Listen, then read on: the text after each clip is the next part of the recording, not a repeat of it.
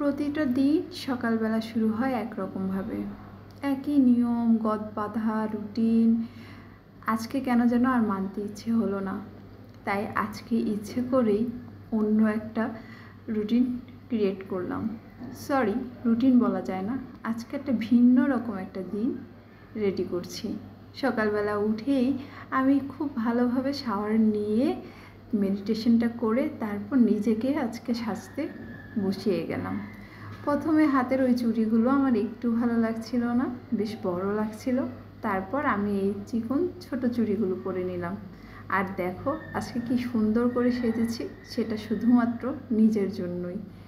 তো সকালবেলা উঠেই এভাবে সেজে নিয়ে তারপর ওকে রেডি করিয়ে আমি বসে পড়লাম সকালের ব্রেকফাস্টটা করার জন্য। যেহেতু বেশ কয়েকদিন একটু অসুস্থই ছিলাম, তাই আজকে একটু এখন থেকে খাওয়া দাওয়ার নিয়মটা শুরু করে দিচ্ছি। তাই আজকে আমার ব্রেকফাস্টে মিষ্টি কুমড়ো আর পেঁপে দিয়ে সবজি আর ভাত ছিল।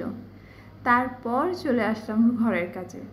তো শুভ সকাল বন্ধুরা, আশা করি সবাই খুব ভালো আছো, সুস্থ আছো, সুন্দর আছো, হাসি খুশি আর আনন্দে আছো।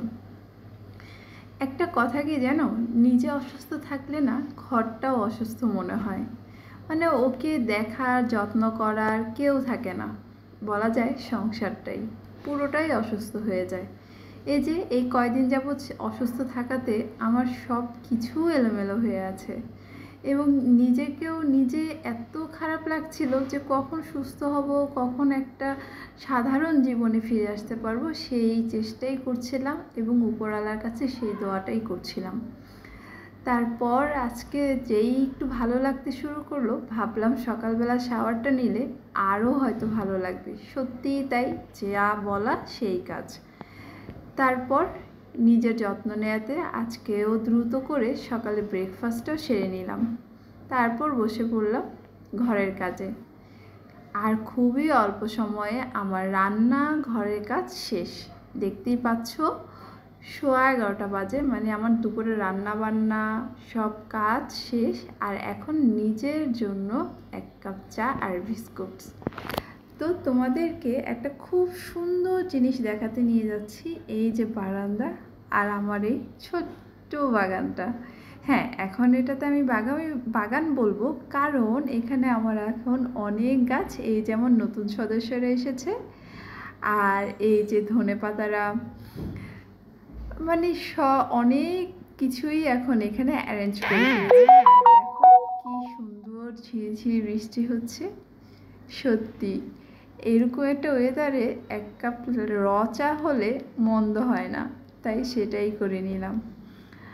আর একটা কথা কি জানো তো, সময়ের কাজটা যদি সময় করে ফেলা যায় আর সময়ের আগে যদি শেষ করা যায়, তাহলে কিন্তু সেই কাজের প্রতি আগ্রহ এবং কাজের প্রতি মনটাও কিন্তু বেশ দ্রুত এগিয়ে যায়।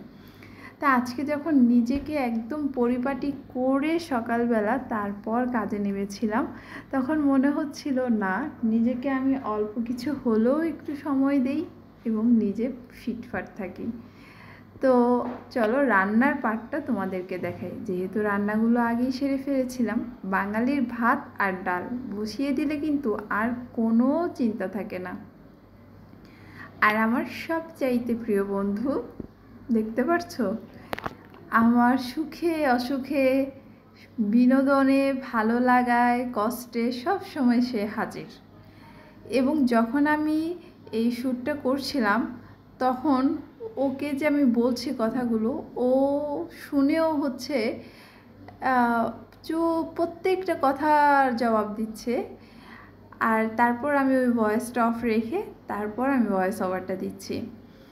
ওকে যা বলছিলাম তাই ও প্রত্যেকটা কথার সায় দিচ্ছে। এত কিউট লাগে। তো ও যদি একটু ঘরে আসতো বা ওকে যদি একটু ছুঁয়ে আদর করা যেত, তাহলে ওকে সত্যিই আমি রেখে দিতাম। কিন্তু ও ঘরেই আসে না, জানালা দিয়েই খাবে এবং মিয়াও বলে যখনই ডাক দিবে তখনই ও ছুটে চলে আসবে। সত্যি প্রাণীদের ভালোবাসলেও ওরা আমাদের ছেড়ে যেতে চায় না, অবাক করা জিনিস। এবার চলো তোমাদের সাথে খুব সুন্দর একটা জিনিস আজকে শেয়ার করব। আমাদের জীবনে মানুষেরা বাঁশ দিতে দিতে বাঁশ বাগান করে ফেলেছে, কিন্তু আমরা অনেক সময় আছি, অনেকেই আছে বাঁশ দিতে পারি না। যাদেরকে তুমি মুখের বাঁশ না দিতে পারো তাদেরকে কিন্তু এই বাঁশ খাওয়াতেই পারো। তো পেঁয়াজ কুচি, কাঁচামরিচ কুচি, জিরে দিয়ে আর তেজপাতা দিয়ে বেশ ভালোভাবে তেলটা গরম করে নিয়ে আমি এই বাঁশের কোড়াল, যেটাকে বলে পাহাড়ি অঞ্চলে পাওয়া যায়, সেটাই এখন ভেজে নিচ্ছি। আসলে জিরে আর তেজপাতা দেওয়ার কারণ হচ্ছে এটার যে নর্মাল স্মেলটা আছে সেটা হয়তো বা আমাদের কাছে ভালো লাগবে না, কারণ আমরা এটা খেয়ে অভ্যস্ত না। তাই হচ্ছে আমি এরকমটা ভাজা ভাজা করে নেই। আর এটা এখন আমাদের দুজনের ভীষণ প্রিয় একটা জিনিস হয়ে দাঁড়িয়েছে। আর সত্যি এটা খেতেও ভীষণ মজা। তারপর কাজ শেষ করে এখন আমি হচ্ছে সব জিনিসপত্রগুলো একটু ধুয়ে নিচ্ছি।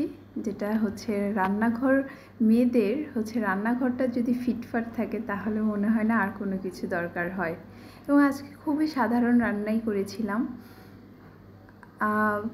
আর এই যে বললাম, যারা হচ্ছে বাঁশ দিতে পারো না তারা কিন্তু এই বাঁশ রান্না করে সেই মানুষগুলোকে সহজেই খাওয়াতে পারো।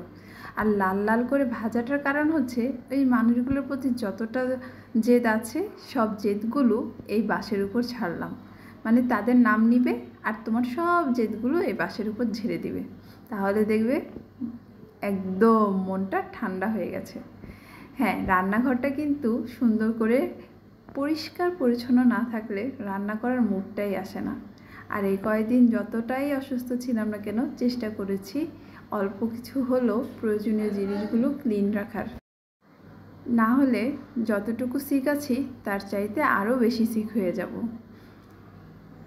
আর মেয়েদের রান্নাঘরটাই তো সবচাইতে ইম্পর্টেন্ট এবং ভালোবাসার জায়গা আমার মনে হয়, কারণ এখান থেকেই তো হচ্ছে তারা সব ভালোবাসাটাকে সুন্দরভাবে প্রকাশ করে নিতে পারে। তো চলো আজকে দেখাই কি রান্না করেছি। আজকে ডাল দিয়ে পেঁপে, আর হচ্ছে এখানে আছে বাঁশ ভাজা, সেটাই যে করলাম তোমাদের সাথে শেয়ার করলাম। আর এখানে কই মাছকে টমেটো আর আলু দিয়ে রান্না করেছি। তারপর চলে আসি হচ্ছে রাতের বেলায়। আমার আগের গুড মর্নিংয়ের যে ব্রাশ হোল্ডারটা ছিল সেটা ভেঙে গিয়েছে, খুবই খারাপ লেগেছে। এটা অনেকটা জেদ করেই করা, কিন্তু আমার কাছে অতটা ভালো লাগছে না। তোমাদের কাছে কেমন লাগছে অবশ্যই জানাবে। আর সবাই ভালো থাকো, সুস্থ থেকো, হাসি খুশি আর আনন্দে থেকো। আজকের ব্লগটি এই পর্যন্তই।